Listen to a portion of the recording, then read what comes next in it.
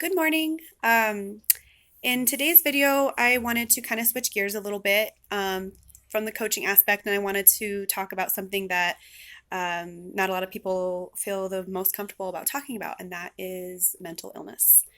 I recently have discovered that I suffer from a few disorders that I would not have normally have sought help in discovering, but I had gone through postpartum when I had my daughter. I didn't experience that with my son, but I experienced it with my daughter. And then I suffered a loss and a series of traumatic events that followed that loss. And it triggered me to seek professional help.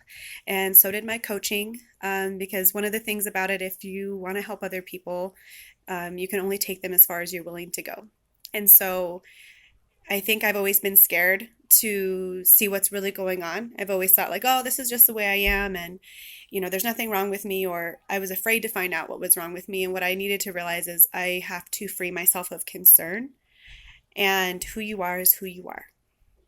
So instead of looking at something like, oh, there's something wrong with me, there's not anything wrong with you. You are born the way that you are. And so this video I wanted to target toward just talking about mental illness and how it is interacting as someone who has a disorder, and how we are treated in society. So I was recently on the receiving end of some cyberbullying, and back in my younger years, before I had ever sought help for any mental illness or depression or things, I used to really internalize my pain and my anger, and then I would let it come out in these just aggressive, violent ways. And it was either I would tell someone where to shove it and how far, or I would actually physically attack someone. Like I would get aggressive, and it's like I had something to prove. And it was all based on pain that I wasn't dealing with on the inside. And I suffer from general anxiety disorder and major depressive disorder, as well as post-traumatic stress disorder. Those are three pretty major mental illnesses that will require treatment for your entire life. And what I've noticed about mental illness, one, is that people are afraid of that vulnerability. It's like it's that part that you're afraid to accept with yourself, or if you have accepted it, you don't always come out and tell other people about it because there's this taboo surrounding it, like you're crazy or you're psycho. And those words, when you call someone who has a mental disorder that they cannot help, psycho, it's about as derogatory as calling somebody gay the F word, or calling someone out of their race and another derogatory name. I'm not saying that, I'm not trying to associate being gay with a mental disorder. That's not at all what I'm doing, so please don't twist my words. What I'm saying is we are all born the way that we are, and you cannot help the way that you are born. Gay is not a choice. What color you are is not a choice. Being born with a mental illness or a chemical imbalance is not your choice. And sometimes those things don't develop until you have a traumatic event in your life. And you still can't help it. And people are still so quick to call you out your name, throw it in your face, because they don't understand it. And there's been a pattern in our society for years and years and years.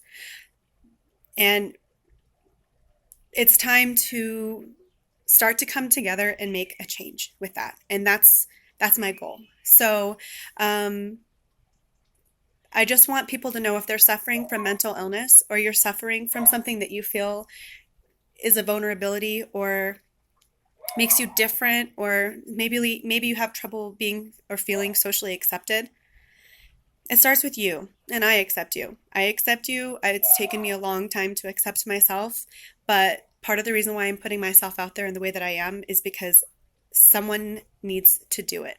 We all need to do it. We all need to unapologetically not care what society or anybody is going to think, and be ourselves. Be the truest version of you that you can possibly be. Just because I have general anxiety disorder and depression and postpartum does not mean that there is something wrong with me. It doesn't. If anything, discovering those things about myself is everything right with me. And it's the same with accepting yourself if you haven't come out yet. Or if you're a mixed race and you don't fit in with this side of the fence versus the other side of the fence. That is nobody's judgment and nobody's place to judge you whatsoever. And instead of looking at yourself through those same eyes of judgment, through self-discovery, you need to look at yourself with interest and compassion and curiosity. So that's basically just kind of what I wanted to touch base on. Please like and share my video, and feel free to message me or comment if this resonates with you. And just be the change that you want to see. That's my best advice I can give you.